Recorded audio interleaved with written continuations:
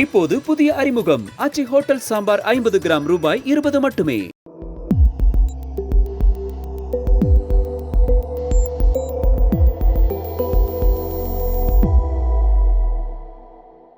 தமிழ் தடம் நேயர்களுக்கு வணக்கம். நம்மோடு உரையாட ஊடகவியலாளர் திரு கேப்ரியல் இணைந்திருக்காங்க. வாங்க பேசலாம். வணக்கம். வணக்கம். ரொம்ப நாள் நம்ம பேசிட்டு இருந்தோம், அமெரிக்கா ஈரான் மோதல் உருவாக வாய்ப்பு இருக்கு அப்படின்ற மாதிரி.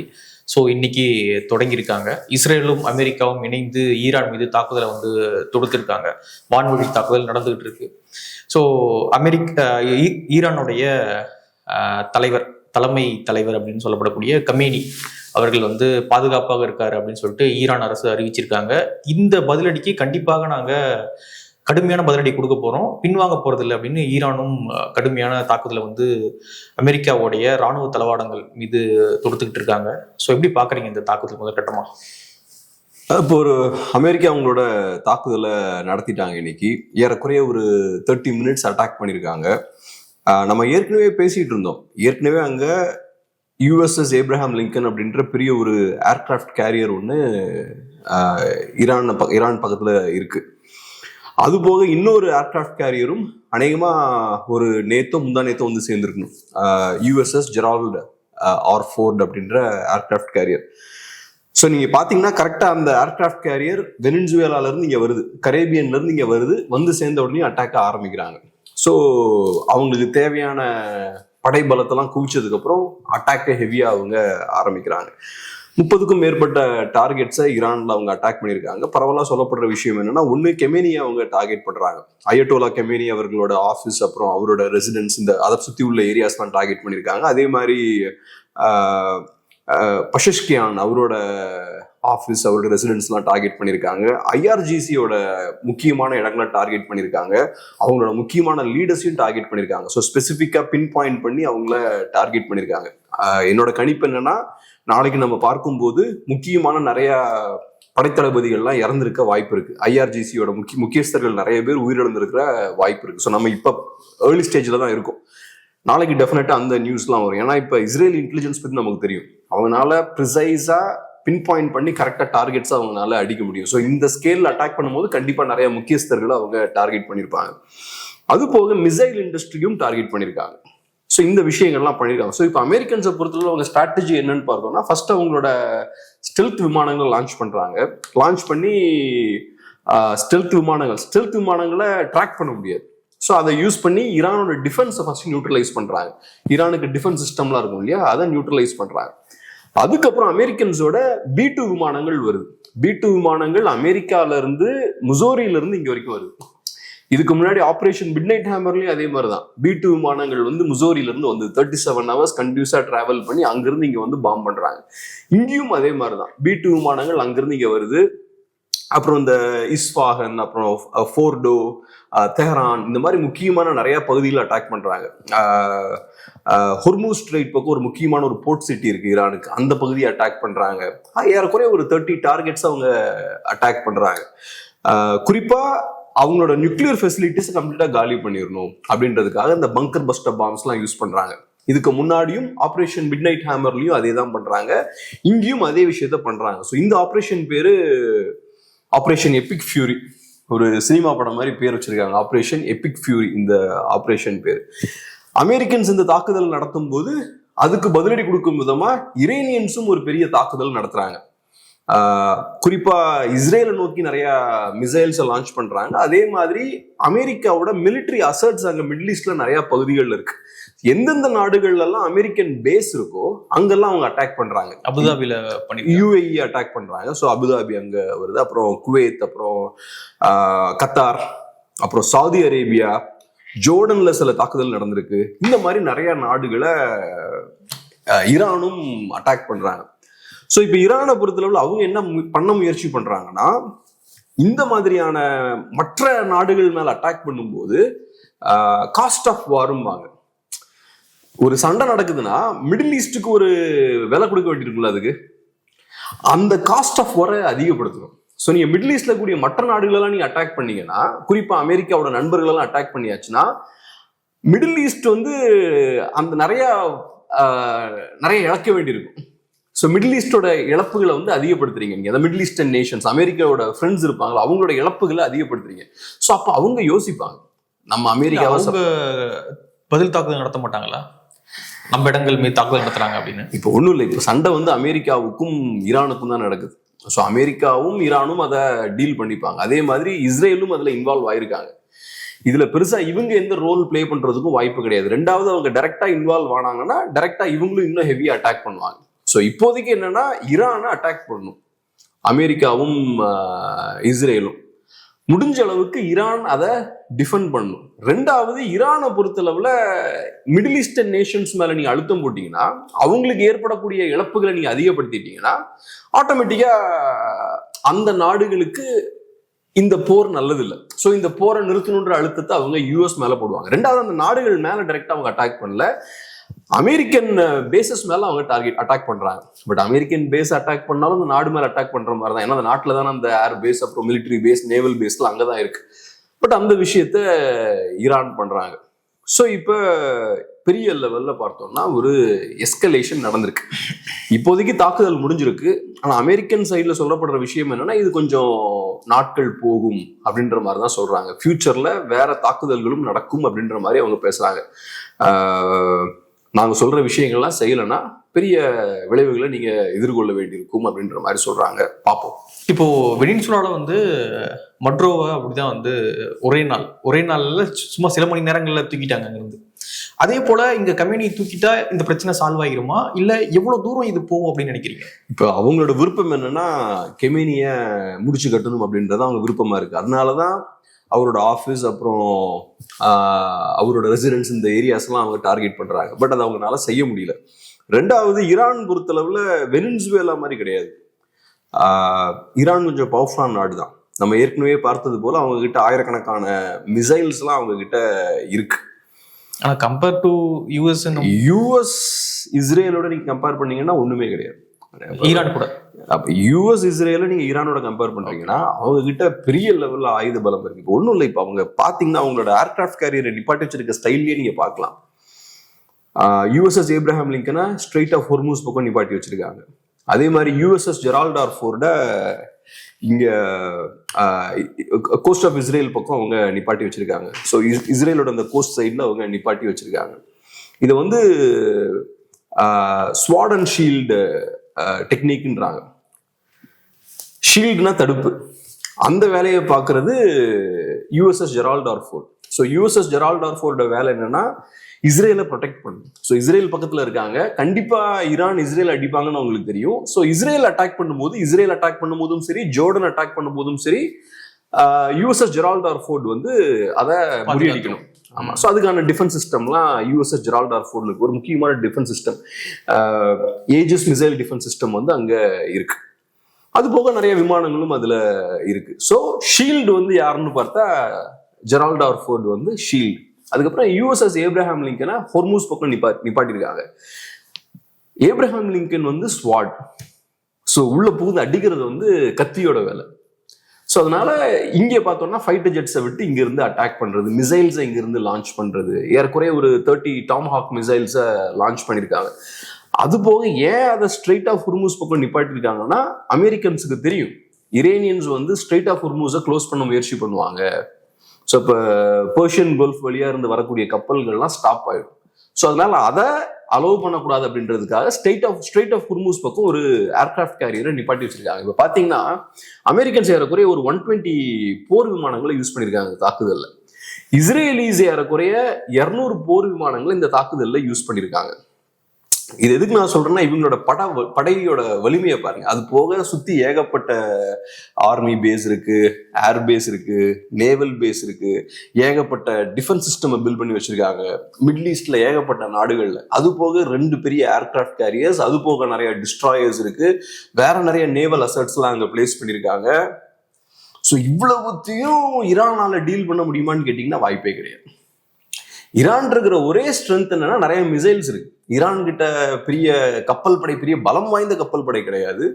அதே மாதிரி ஈரான் கிட்ட ஏர்ஃபோர்ஸும் ஸ்ட்ராங்கா கிடையாது. ரொம்ப வீக்கான ஒரு ஏர்ஃபோர்ஸ் தான் இருக்கு. நம்ம பேப்பர்ல பார்த்தோம்னா ஈரானோட ஏர்ஃபோர்ஸ்ல 30,000 பேர் வேலை பார்க்குறாங்களா.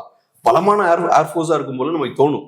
நம்பரை பார்த்தா பலமா இருக்கிற மாதிரி தோணும். ஆனால் அவங்களோட விமானங்கள்லாம் பார்த்தீங்கன்னா எல்லாம் பழைய விமானங்களா தான் இருக்கும். பெரிய அட்வான்ஸ்டான டெக்னாலஜி எல்லாம் ஒன்றும் கிடையாது. ஸோ அவங்ககிட்ட இருக்கிற ஒரே டெக்னாலஜி என்னன்னா மிசைல்ஸ் தான். மிசைல்ஸை லான்ச் பண்ணாலும் அந்த தாக்குதலை கண்டிப்பா அமெரிக்கன்ஸாலையும் இஸ்ரேலிஸாலையும் முறியடிக்க முடியும். ஆனா ஈரான் கிட்ட இருக்கக்கூடிய இன்னொரு ஸ்ட்ரென்த் என்னன்னா, நிறைய மிசைல்ஸை ஒரே நேரத்தில் லான்ச் பண்ண முடியும். நிறைய மிசைல்ஸை ஒரே நேரத்தில் லான்ச் பண்ணியாச்சுன்னா அமெரிக்கன்ஸுக்கும் இஸ்ரேலிஸ்டுக்கும் சிக்கல். சில நேரங்களில் என்ன ஆகும்னா, அந்த டிஃபென்ஸ் சிஸ்டமை ஓவர்வெல்ம் பண்ணிடுவாரு. ஏகப்பட்ட மிசைல்ஸ் அட் டைம்ல வரும்போது அந்த டிஃபென்ஸ் சிஸ்டம்லாம் ஓவர்வெல்ம் ஆயிடும், அதோட கெப்பாசிட்டியை மீறி போகும். அப்ப சில பாதிப்புகள் ஏற்படலாம். ஆனா இப்போதைக்கு பார்த்தோம்னா பெரிய பாதிப்புகள் அமெரிக்காவுக்கும் இஸ்ரேலுக்கும் ஏற்பட்ட மாதிரி தெரியல. யுஏஇல அபுதாபியில மட்டும் ஒருத்தர் இறந்திருக்காரு. அது நான் படிச்ச அளவுல அது மிசைல் அட்டாக்னால ஏற்பட்டது இல்ல, இரேனியன் மிசைலை இன்டர்செப்ட் பண்றாங்க. இன்டர்செப்ட் பண்ணும்போது என்ன ஆகுதுன்னா, ஒரு ரெசிடென்ஷியல் ஏரியால அந்த டெப்ரிம்பாங்கல்ல, அந்த சேதமடைஞ்ச அந்த மிசைல் வந்து விழுது ரெசிடென்ஷியல் ஏரியால. அப்படி விழும்போது ஒருத்தர் இறந்திருக்காரு. அதை தாண்டி டைரக்டா மிசைல் அட்டாக் நடந்த மாதிரியான ப்ரூஃப் இல்லை. அதே மாதிரி இஸ்ரேல்லையும் பார்த்தோம்னா நிறைய மிசைல்ஸ் அவங்க வீழ்த்துறாங்க. ஸோ அந்த ஒரு மிசைலை வீழ்த்துறீங்கன்னா அந்த சேதப்பட்ட அந்த மிசைல் கீழே வந்து விழும். ஸோ அந்த பாதிப்புகள் வந்து கொஞ்சம் ஏற்பட்டிருக்கு. பட் இஸ்ரேல் சைட்ல இருந்து யாரும் இறந்த மாதிரியான நியூஸ் இது வரைக்கும் வரல. நம்ம பேசிட்டு இருக்கும்போது வரல. அபுதாபியில ஒருத்தர் இறந்திருக்கார் அப்படின்ற செய்தி வருது.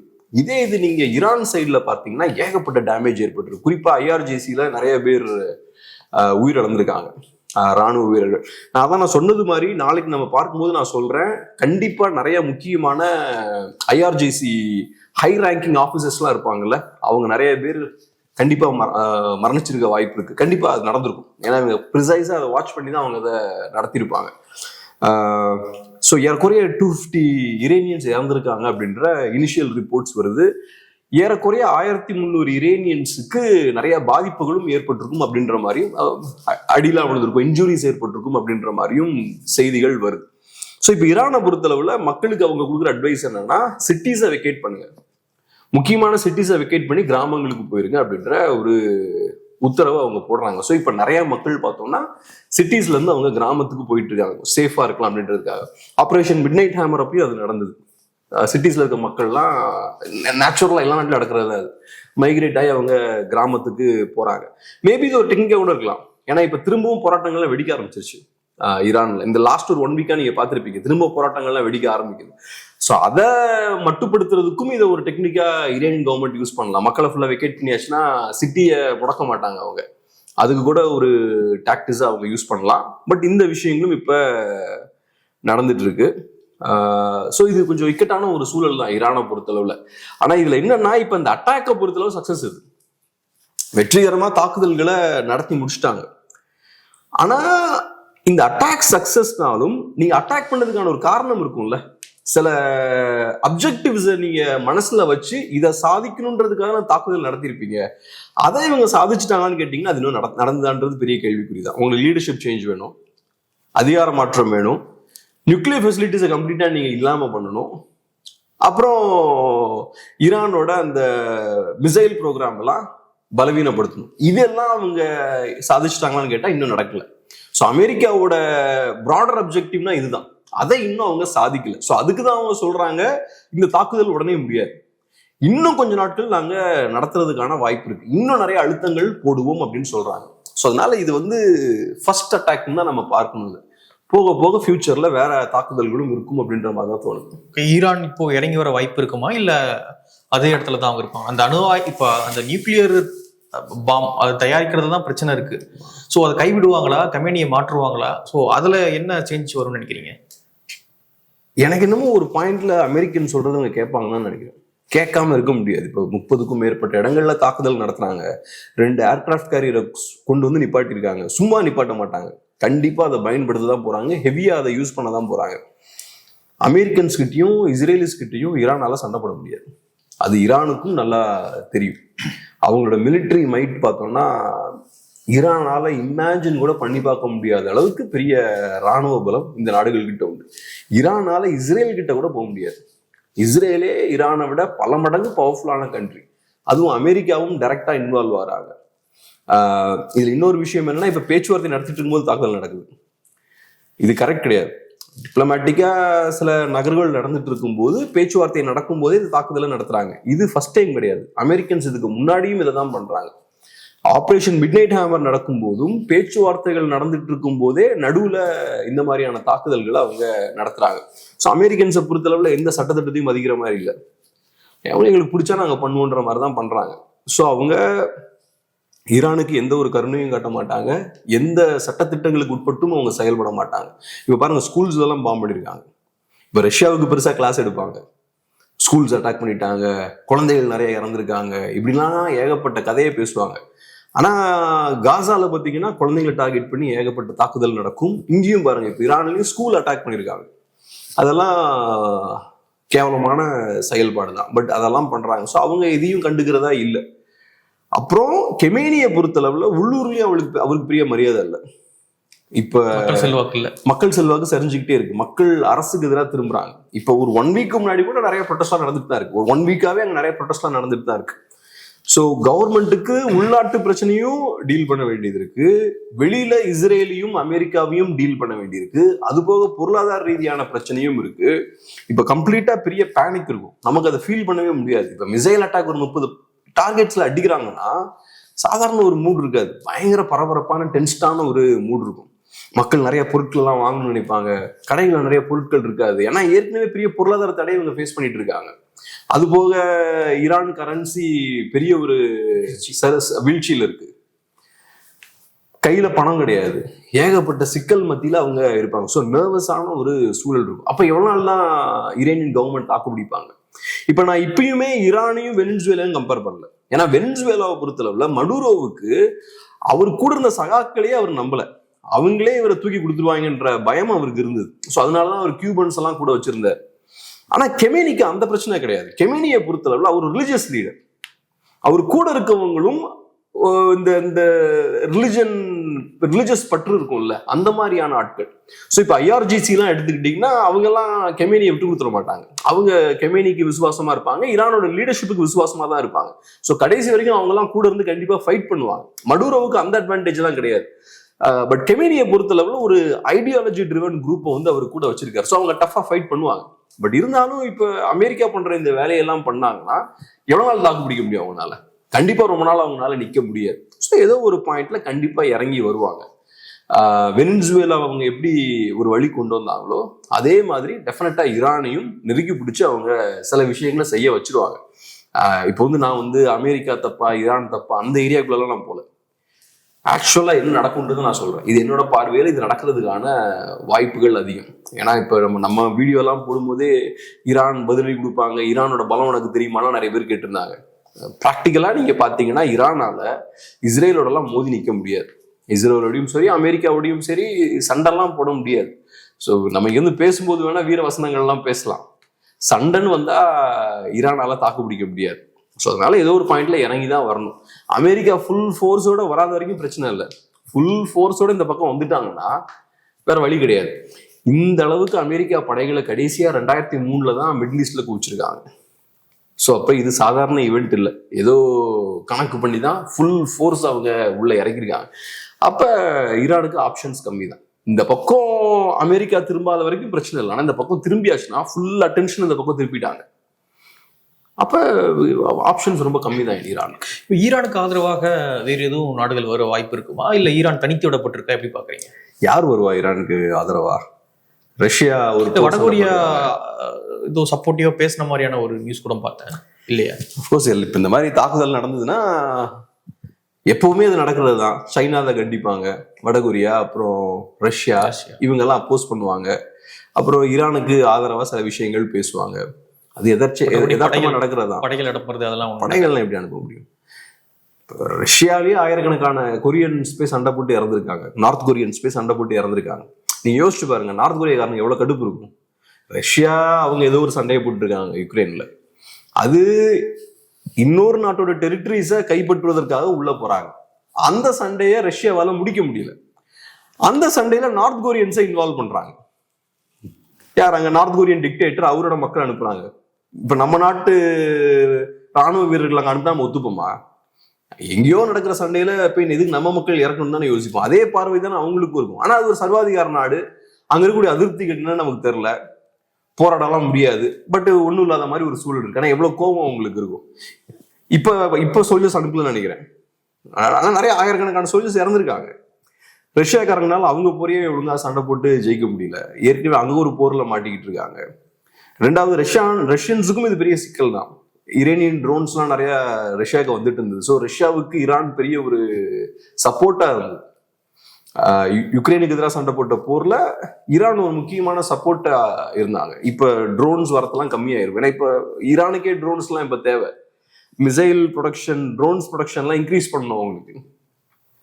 இப்போ சைனா தான் கொஞ்சம் கம்ஃபர்டபுளான பொசிஷன்ல இருக்கிறதுனா. ஆனா சைனானாலையும் ரொம்ப ஓப்பனா சப்போர்ட் பண்ண முடியாது. ஏன்னா சைனா வந்து வர்த்தக ரீதியா யூரோப்போடையும் அமெரிக்காவோடையும் கனெக்ட் ஆகிருக்காங்க. ஸோ அப்படி இருக்கும்போது வெஸ்ட்டை மீறி ஃபுல் சப்போர்ட் எல்லாம் ஈரானுக்கு பண்ண முடியாது. சைனா என்னைக்குமே டைரக்டா மோதி பார்க்கலாம், ஒண்டி மோதி பார்க்கலான்ற மாதிரி இறங்குனது கிடையாது இந்த ரீசெண்ட் பாஸ்ட்ல. ஏன்னா அவங்களுக்கு தெரியும், வியாபாரம் பண்றவன் என்னைக்கும் சும்மா கத்தி சுத்த மாட்டான். அவங்க ட்ரேட் வார்ல ஜெயிச்சிட்டு இருக்காங்க. இப்போதான் கொஞ்சம் பின்னாடி இந்த லாஸ்ட் ஒரு 2-3 இயர்ஸா கொஞ்சம் அவங்களோட growth எல்லாம் சரிஞ்சிருக்கு. பட் இந்த லாஸ்ட் 30 இயர்ஸ் எடுத்துக்கிட்டோம்னா அவங்க ட்ரேட் வார்ல ஜெயிச்சிட்டு இருக்காங்க. ஸோ நீங்க ட்ரேட் வார்ல ஜெயிச்சிட்டு இருக்கும்போது அதை சீர்குலைக்கும் விதமா இன்னொரு நாட்டோட ராணுவ ரீதியான மோதலுக்கு நீங்க போக மாட்டீங்க. ட்ரேடு உங்களுக்கு சரியா நடக்கலன்னா அப்ப அங்க நீங்க போகலாம். ஸோ அதனால சைனாவும் அதை விரும்ப மாட்டாங்க. சைனா சண்டைக்கெல்லாம் வர மாட்டாங்க. அப்ப யாரு தான் இருக்கா? யாரும் வர மாட்டாங்க. தனியா தான். வெனிசுவேலா யாரும் வந்தா? யாரும் வரல வெனிசுவேலாவுக்கு. இங்க உட்காந்து நம்ம தோழர்கள் மட்டும்தான் ப்ரொடெஸ்ட் எல்லாம் பண்ணாங்க. அதை தாண்டி யாரும் வரல. அதெல்லாம் யாரும் வரமாட்டாங்க. ஈரான் பொறுத்தளவுல என்னன்னா, இப்ப ஈரானுக்கு என்னன்னா, ஈரானை ஜஸ்டிஃபை கூட பண்ண முடியாதுங்க. இப்ப அமெரிக்கா பண்றது தப்பு தான். என்னை பொறுத்தளவுல ஒரு நாட்டுல ஆட்சி மாற்றம் நடக்கணும்னா அந்த மக்கள் அந்த மாற்றத்தை கொண்டு வரணும். அது அந்த மக்களோட முடிவு. அவங்களுக்கு வேண்டாம்னா அந்த கவர்மெண்ட் அவங்க தூக்கி போடணும். ட்ரம்ப் படையோட அங்க போய் நின்று, ட்ரம்ப்பும் நெத்தன்யாகுவும் படைகளோட அங்க போய் நின்று மாற்றத்தெல்லாம் கொண்டு வரக்கூடாது. அது கரெக்டான மாற்றமா இருக்காது. அப்படி ஏற்படக்கூடிய மாற்றம் ட்ரம்போட வசதிக்கு ஏற்ற மாதிரியான மாற்றமா இருக்கும். ட்ரம்போட ஒரு ப்ராக்சி மாதிரி. ஆமா, அது நல்லா இருக்காது.